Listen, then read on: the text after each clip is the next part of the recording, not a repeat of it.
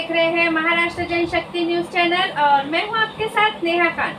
औरंगाबाद नामांतरण के real hero Hisham उस्मानी औरंगाबाद विधानसभा मतदार संघ के अपक्ष उम्मीदवार अपनी सलाहियत पर पा रहे हैं लोगों का प्यार और उनका साथ। अच्छी क़यादत हमारे शहर में जो भी कोई जिम्मेदारी ले सकता है वो आगे आए, वो जिम्मेदारी लिए, इसी लोग जमा हो रहे हैं। लेकिन उस इंसान के पास या उस पार्टी के पास क्या चीज है देने के लिए, ये पता होना जरूरी है। ये कोई नहीं बता रहा है। मुस्लिम नुमाइंदा काउंसिल के 5 मांगनी, क्या वो आपने अपने मैनिफेस्टो में लिए? मुस्लिम नुमाइंदा काउंसिल की जो मांगनी थी उसमें से 2 डिमांड्स तो मेरे ही जो जिस मुद्दों पे मैं लड़ रहा था वो है, वो तो डेफिनेटली आई है कि औरंगाबाद का नाम बचाना, उसको वापस लेके आना। उसके बाद जो मेरी एक डिमांड रही कि इस शहर के अंदर 2 महानगर पालिका डेवलप की जाएं और उसके अंदर जो है तो जो नई महानगर पालिका बनती है उसको छत्रपति संभाजी नगर का नाम दिया जाए, पुरानी महानगर पालिका औरंगाबाद के नाम से रखी जाए। ये डिमांड्स तो मेरी है ही है। साथ ही साथ मेरी ये भी डिमांड है कि जो आपके वक्फ बोर्ड का जो बिल लाया गया है उसको वापस लिया जाए, उसको हम कबूल नहीं करते। और तीसरी चीज जो हमने, चौथी चीज इसमें ये रखी है कि जो आपके एक ब्लैशमी एक्ट बनाया जाए कि किसी भी मजहबी शख्सियत या ऐसी कोई महज़ब शख्सियत के खिलाफ कोई इंसान अगर बात करता है तो उसको कड़ी से कड़ी सजा दी जाए। धर्म के जो भी व्यक्ति होते हैं, मुस्लिम समाज के हों या किसी भी, सारे हिंदू हों, सिख हों, क्रिश्चियन हों, किसी भी धर्म के किसी व्यक्ति के खिलाफ कोई बात नहीं करना चाहिए जिससे कि समाज में तेढ़ निर्माण हो, मुल्क का और शहर का माहौल ख़राब हो। तो हमारी ये सोच रहेगी कि इस किस्म से ये डिमांड्स लाई जाएं और शहर को फिर से हम किस तरीके से तरक्की के राह पर ले जा सकते हैं, ये कोशिश रहेगी। सर, ऐसा लगता है कि कांग्रेस के इतने बुरे दिन आ गए, एक से एक को टिकट डिक्लेयर कर रहे हैं, दूसरे को दे रहे हैं, दूसरे से ले रहे हैं, तीसरे को दे रहे हैं, ये क्या चल रहा है, इसे कैसा देखते हैं सर? कांग्रेस की जो इस वक्त अवस्था हुई है ये उनके कर्मों का फल है। उन्होंने जो काम किया, जिसको ये मैं मानता हूं कि सबसे पहला सबसे बुरा काम उन्होंने जो किया वो मेरे शहर का नाम बदलने का काम उन्होंने किया है। इसमें वो शामिल थे। इसके अंदर सिर्फ कांग्रेस नहीं, इसमें राष्ट्रवादी भी शामिल थी, इसमें एमआईएम भी शामिल थी, जिन्होंने खामोश रह के इस चीज़ को सपोर्ट किया। और कांग्रेस और राष्ट्रवादी बड़ी बेशर्मी से खुल के इसमें सामने आई है। तो इनकी जो अवस्था हुई है ये इनके कर्मों का फल है और इनके नेता जो हैं वो उस विचारधारा से भटक गए हैं। आप देखते हैं कि पिछले 2.5 सालों से मैं उसी विचारधारा पे चल रहा हूं। मैंने अपनी विचारधारा नहीं छोड़ी, पार्टी छोड़ दी। और मैंने जब इस वक्त पार्टी छोड़ी थी तो मैंने उनसे यही कहा था कि ये गांधी के, नेहरू के, मौलाना आजाद के, बाबा साहेब अम्बेडकर के विचार नहीं हो सकते जिस पे आप चल रहे हैं। मैं उसी विचारधारा पे हूं और मैं उसी विचारधारा पर कायम हूं। जब आप विचारधारा से भटक जाते हैं तो आपका यही हाल होता है कि आप ना घर के रहते हैं ना घाट के रहते हैं, जो इस वक्त कांग्रेस पार्टी का हाल हुआ है। वहां जो लोग लाए जा रहे हैं, जो बैठाए जा रहे हैं, उन कांग्रेसी विचार के नहीं, वो कभी पैसे के चक्कर में, कभी पदों के चक्कर में भाग जा रहे हैं। अगर आपके पास विचारधारा नहीं रहेगी तो आपका कैडर मजबूत नहीं रहेगा। कांग्रेस में इस वक्त इतनी बुरी हालत हुई है कि उनको कैंडिडेट तक नहीं मिला, उनको कैंडिडेट दूसरे शहर से इंपोर्ट करना पड़ा। तो ये तो बड़ी दुख की बात है जो इनके ये हाल हुए हैं। मैं इसको ये मानूंगा कि ये उनके कर्मों का फल है। उनके नेता तो कहते हैं कि हमने मोहब्बत की दुकान खोली हुई है, लेकिन ये मोहब्बत की दुकान में अल्पसंख्यक और जो गरीब तबका है वो क्यों नहीं आते, ये हमको समझ नहीं आता। उन्होंने अल्पसंख्यकों के साथ पता नहीं कौन सी दुश्मनी पकड़ी हुई है कि उन्होंने उनको एक टिकट भी नहीं दिया, चाहे विधान परिषद हो, चाहे इस बार लोकसभा के अंदर उन्होंने जितना बुरा मुसलमानों के साथ ट्रीटमेंट किया, उसके बावजूद मुस्लिम समाज ने बड़ी अक्सरियत से कांग्रेस को वोट देके जीत दिलाई। उसके बाद भी विधान परिषद के अंदर उन्होंने मुस्लिम समाज के साथ धोखा किया। इस वक्त भी जहां जहां मुस्लिम बाहुल क्षेत्र थे वहां से ये डिमांड थी कि मुस्लिम समाज के कार्यकर्ताओं को टिकट दिया जाए, लेकिन उन्होंने टिकट नहीं दिया। और ये आप ये देखते हैं कि इस वक्त पूरे शहर के अंदर, चाहे मध्य विधानसभा की बात करें तो जो कार्यालय खुले हैं वो किसी एक मजहब के या किसी एक ही कलर के रखे जाने की एक कोशिश की जा रही है। अगर आप जब इंशाल्लाह मेरे कार्यालय पे आएंगे तो हमने वही तिरंगा सोच जो हमारे मुल्क में गांधी जी की, नेहरू जी की, मौलाना आजाद, डॉक्टर बाबा साहेब अम्बेडकर की थी, वही तिरंगी थीम के ऊपर मेरा कार्यालय है। तो मुझे लगता है कि मेरा अकेला कार्यालय इस विधानसभा के अंदर है जो तिरंगा है, जो सभी शहर के सभी सेकुलर सोच रखने वालों के लिए खुला है। वो किसी पार्टी से है, वो किस तबके से है, किस मजहब से है, इससे मेरा कोई सरोकार नहीं। वो मेरा औरंगाबादी भाई है, वो मेरी औरंगाबादी बहन है। ये सोच के साथ और औरंगाबाद को जिस हमको आगे ले जाना है, जो भी इस मुल्क से मोहब्बत करता है, महाराष्ट्र से मोहब्बत करता है, हमारे शहर से मोहब्बत करता है, वो मेरे साथ आएगा और मेरा साथ देगा।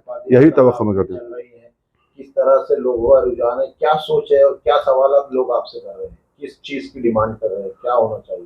सबसे पहले तो लोगों का यही एक रुझान आ रहा है, मुतालबा आ रहा है कि हमारी जो पहचान मिटा दी गई है वो पहचान हमको वापस ली जाए।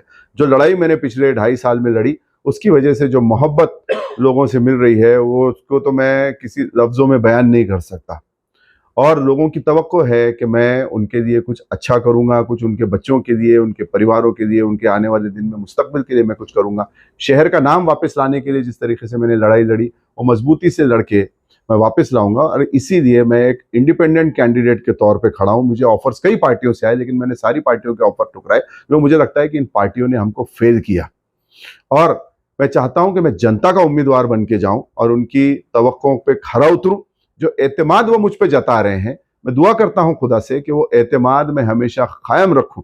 लोग सिर्फ कुर्सी पे चढ़ने की बात करते हैं, लेकिन मेरा लक्ष्य है, मेरा एक मिशन है कि जिस वक्त मैं कुर्सी से उतरूं उस वक्त मैं साफ सुथरा और एक इज्जत से बावकार इंसान की तरीके से उतरूं, ताकि लोग मुझे अच्छे नाम से याद रखें। कुर्सी पे बैठना मेरा मकसद नहीं, वहां जाके काम करना, औरंगाबाद के लोगों के लिए लड़ना, उनकी जिंदगियों में खुशहाली, रोजगार और एक अच्छा सुनहरा मुस्तकबिल लाना, ये मेरा लक्ष्य है। और जिस वक्त मैं कुर्सी से उतरूं उस वक्त मैं इज्जत से और बिना कोई बेइज्जत हुए हुए, बिना कोई जलील हुए हुए उतरूं और औरंगाबाद के लोग खुशी से अच्छे से मेरा नाम याद रखें। यही मेरा मकसद रहेगा। पश्चिम विधानसभा मतदार संघ के चलते दौलताबाद में जनता की राय, कौन बनेगा अगला उम्मीदवार, हमारे संवाददाता अतर चिश्ती के साथ चलिए देखते हैं।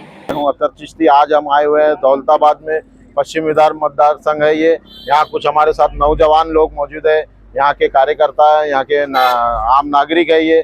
इनसे बात करें, यहाँ के पश्चिम से मतदार संघ से आमदार, आइए इनसे बात करते हैं। क्या लगता है कौन बनेगा इस बार आमदार? इस बार तो परिवर्तन होने वाला है इंशाल्लाह। इस बार राजू शिंदे 100% चुन के। क्या वजह है, क्या लगता है? ये विकास हुआ नहीं इधर। अभी 15 साल से संजय सिरसाट इधर है, पर कुछ विकास करे नहीं उन्होंने। पर इस बार हम परिवर्तन करना चाहते हैं। संजय से अपने राजू शिंदे इस बार का युवा चेहरा है, कुछ परिवर्तन होना चाहिए। तो इस बार आप राजू शिंदे।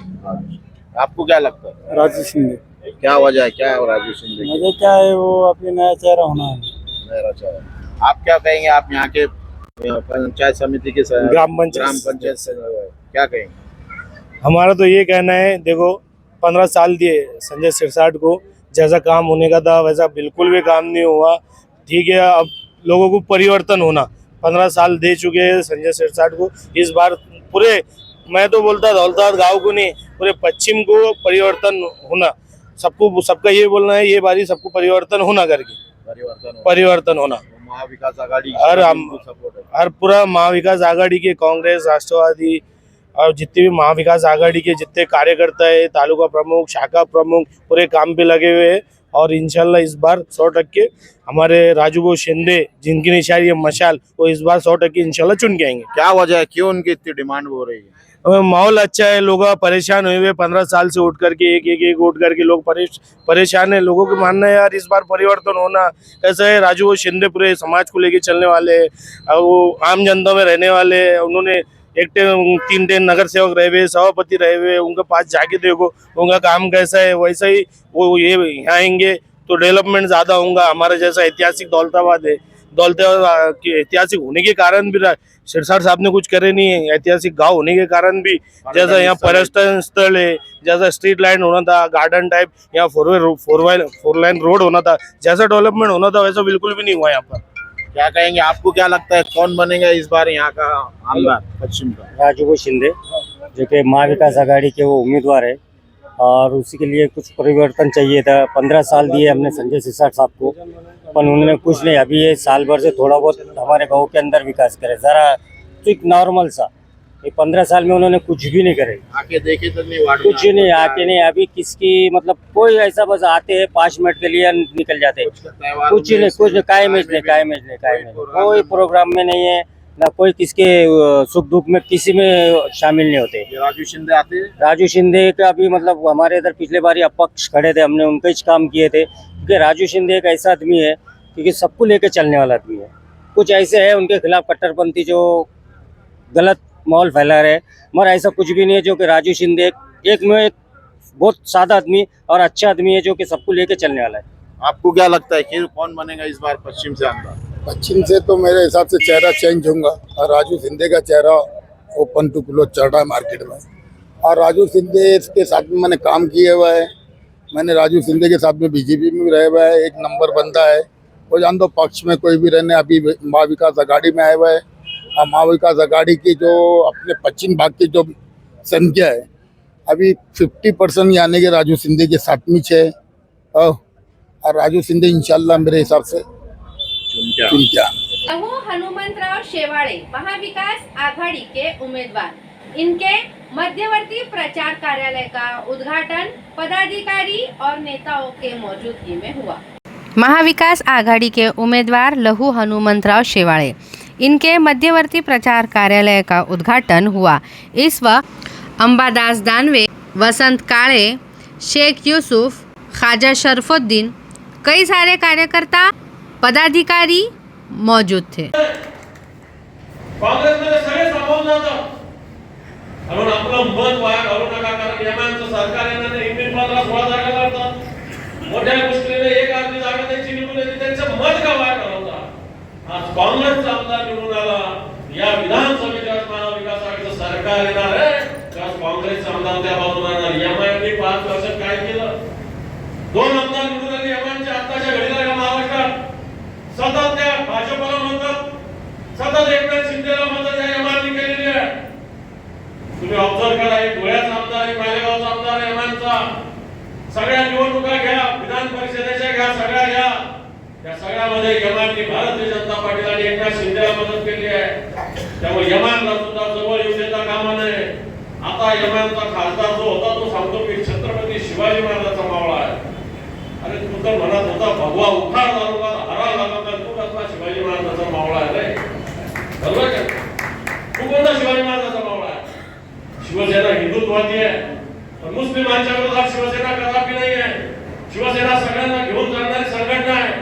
इथं मी सांगतो, डाव्याला सांगतो, काँग्रेसपेक्षा जास्त शिवसेनेचे लोक इथं बसलेले लोक शेवाळे हातवर घ्या, शिवसैनिक तिथं तेरे सब शिवसेना के। पूर्व मतदार संघ के उम्मीदवार इम्तियाज जलील आखिरकार फिर से एक बार अपना प्रचार करते हुए फील्ड पर नजर आए। इसके पहले खासदार के इलेक्शन में इम्तियाज जलील को अपना प्रचार करते हुए आम लोगों में देखा गया था। इसके बाद फिर से आमदार के इलेक्शन में इम्तियाज जलील को आम जनता के बीच देखा जा रहा है। देखिए, आज किराड़पुरा इलाके में उनकी पूरी टीम के साथ यहाँ पर पैदल दौरा किए हैं। इस इलाके में मैं बार बार लगातार आते रहता हूँ और यकीनन आप लोगों का, बुजुर्गों का, बच्चों का जो मोहब्बत है वो किस तरीके से इजहार कर रहे हैं आप तो देख सकते हो। ये मजलिस का गढ़ है। सर देखा जाए तो औरंगाबाद ईस्ट कॉन्स्टिट्यूएंसी के अंदर ऐसे कई इलाके हैं जो मजलिस से बेपनाह मोहब्बत करने वाले लोग हैं, उसमें किराड़पुरा एक इलाका है और हमेशा से ही मजलिस का साथ दिए हैं। हमारे कॉर्पोरेटर्स यहाँ पर हैं और बहुत सारे तरक्याती काम भी यहाँ पर हुए हैं। मुझे यकीन है इंशाल्लाह आवाम इस बार साथ देंगे, जो काम है सभाएं होने वाली। देखिए, आपने तो कल तारीखी अकबरुद्दीन अवैसी साहब की सभा आमखास मैदान के ऊपर देखे हैं। असदुद्दीन अवैसी साहब भी वक्त देने वाले हैं, अकबरुद्दीन अवैसी साहब भी यहाँ पर दोबारा आने वाले हैं, उनका शेड्यूल फिक्स किया जाने वाला है। तो यकीनन दोनों बरादरान जो है वो पूरे महाराष्ट्र के अंदर हमारे जितने भी 16 कॉर्पोरेट कैंडिडेट्स हमने खड़े किए हैं उन सबके लिए प्रचार के लिए मेहनत कर रहे हैं, काम कर रहे हैं। तो इंशाल्लाह यहाँ पे आपको हर इलाके के अंदर आपको असदुद्दीन अवैसी साहब, अकबरुद्दीन अवैसी साहब जरूर यहाँ पर पदयात्रा करेंगे, जलसे करेंगे। पूरी ताकत यहाँ पर मोदी और योगी दोनों भी नजर आने वाले। देखिए, यकीनन ये अकबरुद्दीन अवैसी साहब 10 साल के बाद यहाँ पर आए हैं। लोगों की एक दीवानगी, जोश, जुनून आप कल देख सकते थे कि आमखास मैदान ऐसा लगता है अगर कोई अकेला भरने की ताकत किसी के अंदर है तो वो असदुद्दीन अवैसी साहब है और अकबरुद्दीन अवैसी साहब है। मैंने तो कल से स्टेज के ऊपर से चैलेंज किया है कि अगर मोदी जी भी वहाँ पर अगर सभा लेना चाहे तो बगैर लोगों को पैसा दिए गाड़ियाँ लाए ये भर ही नहीं सकते हैं कि सड़क भी पूरी जाम हो चुकी थी, सड़क को बंद करना पड़ा था, पूरा ग्राउंड खचाखच भरा हुआ था और सिर्फ वहाँ पर मर्द ही नहीं, हमारी माएँ और बहनें भी वहाँ पर बड़ी तादाद के अंदर मौजूद थी। तो ये